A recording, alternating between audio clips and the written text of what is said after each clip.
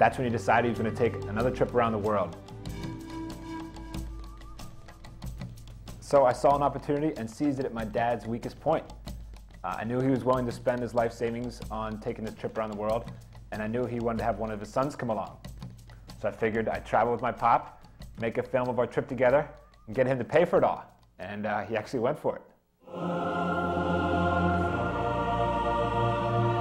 This was finally my chance to, prove to him and to myself, what I can do.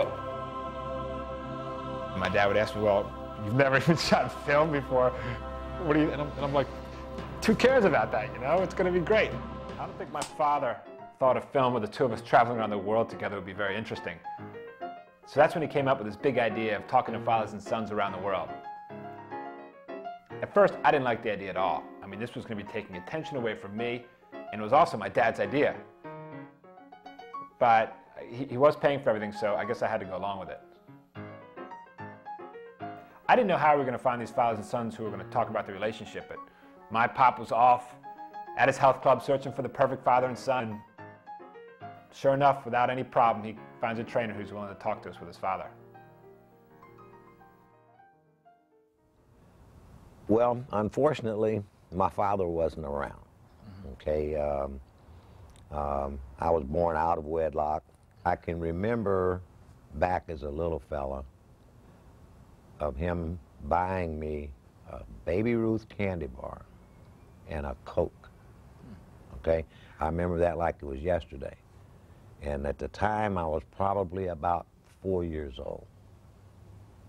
And I remember that because I looked all in between there, and that was about it. When I was growing up, as far back as I can remember, the first place we lived was like a trailer park. And we moved from there, we moved to a bigger home, not far away from the trailer park.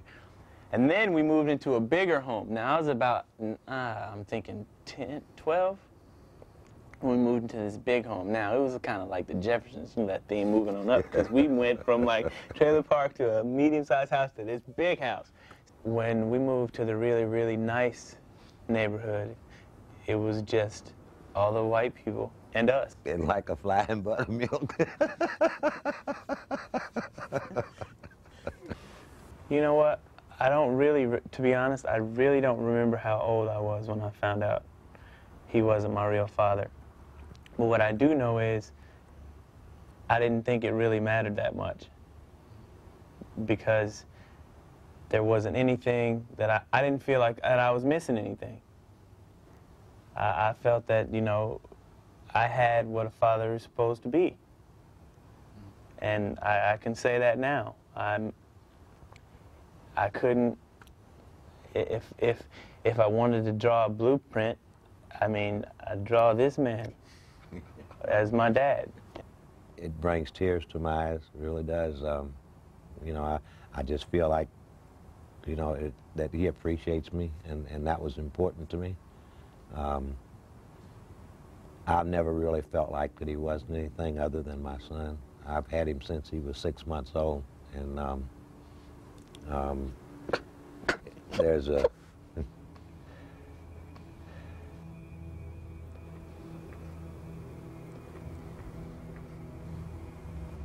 I love my dad a lot. And I know he's talking about me when he says that. Yeah, I love this man a lot. Yeah, very much. Duke and Mel just totally opened up to us, and I was not expecting that at all. And I remember thinking, I don't know if I could ever do this with my dad.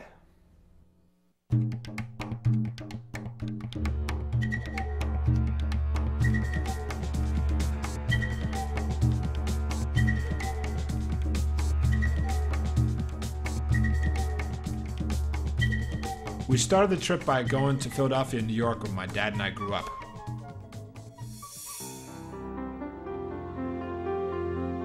So here we are at the old stomping grounds back in Bambi Lane. This is the first house that I really have any recollection of ever living in. Learned how to ride my first bicycle on Bambi Lane. But there was always this mystery about my dad's upbringing. I'd never seen where he grew up, and he never liked to talk about it.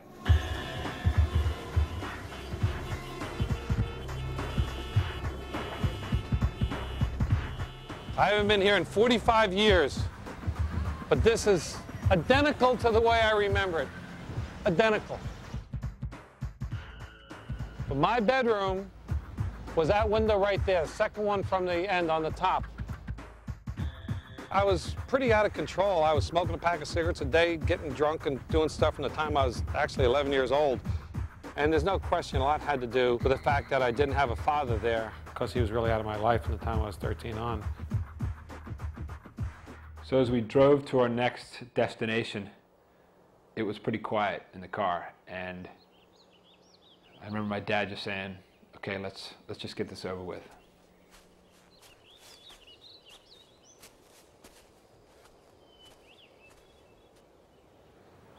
Here it is right here. This is what I remember. I came here for my mother's funeral about 2.5 years ago, but I didn't come for my father's funeral. My father was a nice guy. He was just a drunk. And when I didn't see him for 33 years, quite frankly, if I hadn't gotten divorced, I probably never would have seen him.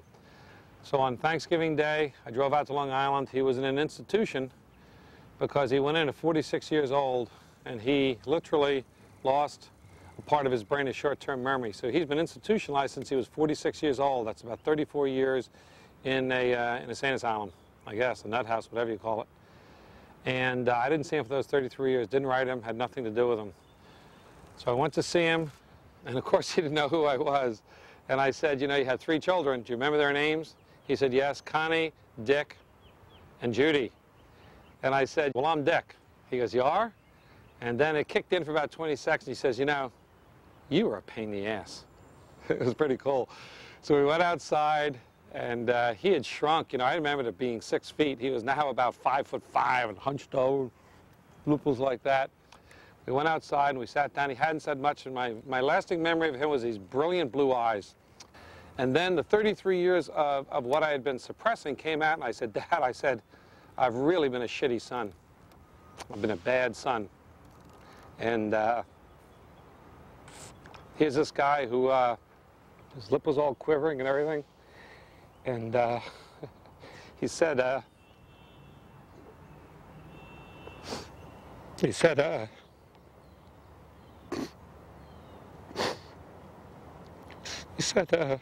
forgive you.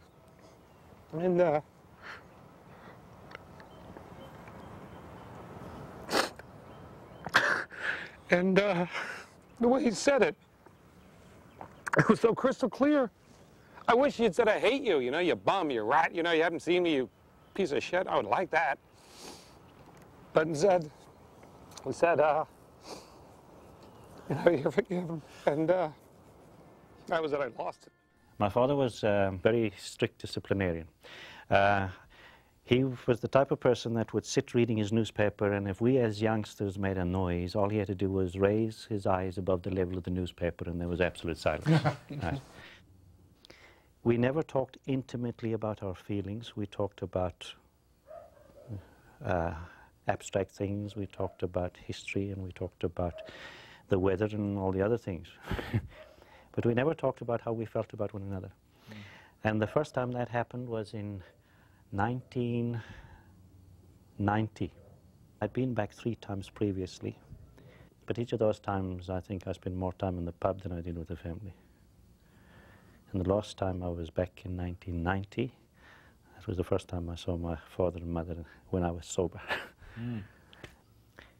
Then I stood with my dad out on the field the one day, and we talked for hours and talked about things that we had never spoken about. Oh, I was, I'm now 50. That was 6 years ago. I was 44 years of age. That was the first time that we really had a conversation as father and son. When we parted that time, for the first time in his entire life, he actually put his arms around me. And we hugged each other, and tears.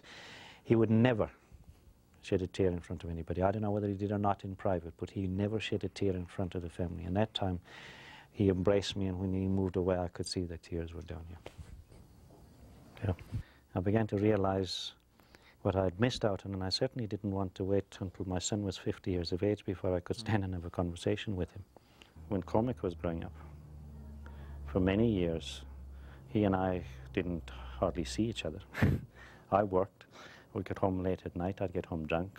And I think he, as a young man, probably had it difficult, not being able to play sport with his dad. And that's just something I still regret, but I can't change that. I can't turn the clock back. Couldn't play sport very well anyway. So. I didn't play sport very well. But it's created problems because my kids were afraid of me. They couldn't relate to me. But I think since I've sobered up, I'm very pleased to say that my son and I can talk to one another. In fact, I'm very proud of him, and I think he's proud of me. We didn't really know what was happening. We just knew Saturday evenings wasn't a good night to be up late.